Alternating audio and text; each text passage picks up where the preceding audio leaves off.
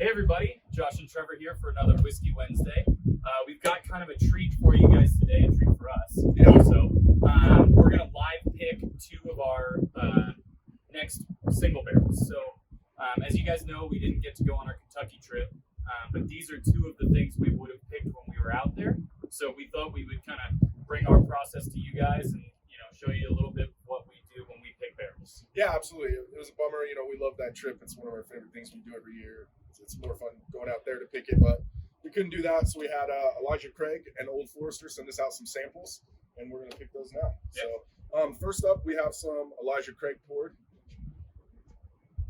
That's from this first one. This is barrel 879. Really strong caramely nose on that. Yeah, definitely getting caramely nose.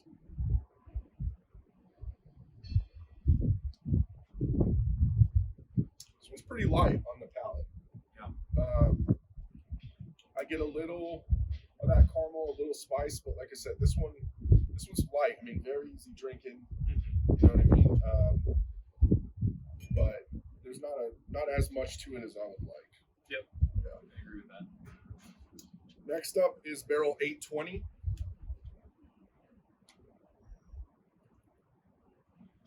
Picking barrels is cool. Everything affects the taste of these barrels, from where it is in the warehouse, how high it is. Normally these rack houses are 6 to 10 floors tall. So where it is, temperature, time of year, barometric pressure, just kind of everything can affect how this comes out tasting. Even the wood, every tree is kind of, it's kind of like a fingerprint. No wood is exactly the same. So every one of those factors that Trevor just talked about, along with the grain of wood, affects how the whiskey moves in and out of the barrel, which completely changes the flavor. We've had barrels that were right next to each other that we've tried that have been totally opposites on the spectrum, made from the same stuff by the same producer, aged the same amount of time, and just that much distance and the differences in the wood can completely change the flavor. Absolutely. Man, this one's got a bigger nose for sure. Definitely more complex than the first one. A little bit. Got a little bit more of that mid-palate spice. Yeah. There's more going on with this one. Just bigger on the palate too, I think.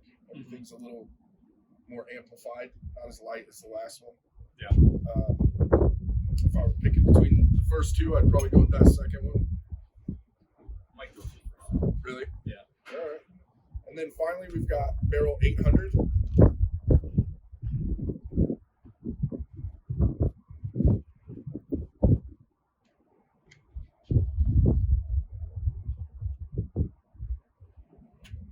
Fruity nose on this one. I like that. I get a lot of cherries, red fruits. Yeah, wow. Really carries through on the palate too. You definitely get the cherry. There's a little bit of a minty, spicy thing going on in the middle. That's really good. Yeah, this one definitely has the most going on the palate for sure. Easy drinking though. And these are all at cast strength as we're picking them. These will be proofed down to the standard 94 proof for Elijah Craig, but right now they're all in the 120 range. Yeah, and that's actually what's cool about this Old Forester thing. For years when we'd gone out there, we'd asked them, can we please get the barrel at cast strength? Can we please get the barrel at cast strength? And they told us no forever. Finally, this year they're doing cast strength barrel picks. So this is going to be one of the first to come to Colorado that we're aware of. Yeah. Of an Old Forester barrel proof. So this is going to be a really exciting one. For me, I think this is the standout. Yeah, I agree completely. This barrel 800 clear winner. It's got the most going on. Biggest, best nose. I like it. So that's awesome. All right, so start the house. All right, so also, even though we didn't get to do our Kentucky trip, we do still have a lot of barrels on the way currently. Yeah. We've got another Elijah Craig that we had picked previously. We have a Larceny coming in. Another Larceny. If you got our last one, pick Larceny. That one was awesome. We have a Smoke Wagon, which is an 8-year MGP sourced barrel. We have a Laws Bourbon and a Laws Rye that we're actually going to detail for you guys next week here, so stay tuned for that. Russell's. What else? Russell's. Yeah, so even though we didn't get to do our Kentucky trip, we still have a bunch of really cool single barrels coming and all stuff that Trevor and I and a few other people on our team have picked by ourselves. So just really good stuff that we 100% vouch for. Ooh, great nose on this one. This is big, bold, caramel. Yeah, this is kind of why we wanted this cast strength. Yeah. Because Old Forester, I mean, their cast strength stuff is so good. And it's big and it's rich and it's just got a ton going on. And we always thought it lost a little something getting the proof down, but I mean, that sample is exactly why we wanted it in the barrel. It's what I think bourbon should be. It's big, bold, classic taste profile. That one really good. This is going to be 127.4 proof on barrel, 48.49. Very good. I got no complaints. I mean, everything is good about that.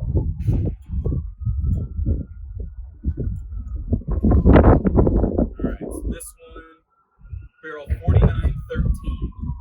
It's 129 proof. Oh man, great nose again. Yeah. Just big caramel. This one's got a little more spice, I feel like. Honey sweetness on the Yeah. nose for sure.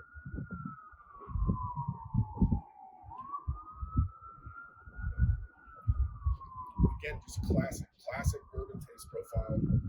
Old Forester, other than their rye, they use the same mash bill. Everything they do is kind of the same. It's just about where they put it and then some of the 1910 secondary barrel. But for the most part, they're just making classic kind of old school bourbon. It's fantastic.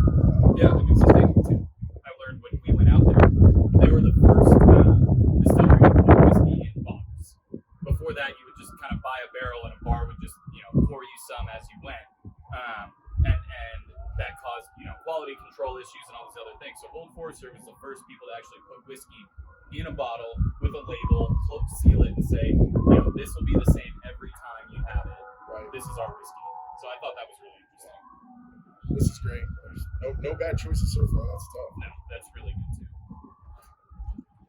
So the last one, 4931, going to be 64.6% ABV, so 29.2.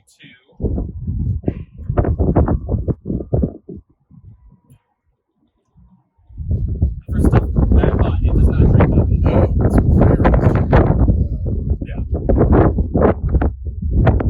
Ooh, I get a nice butterscotch thing on the nose on this one.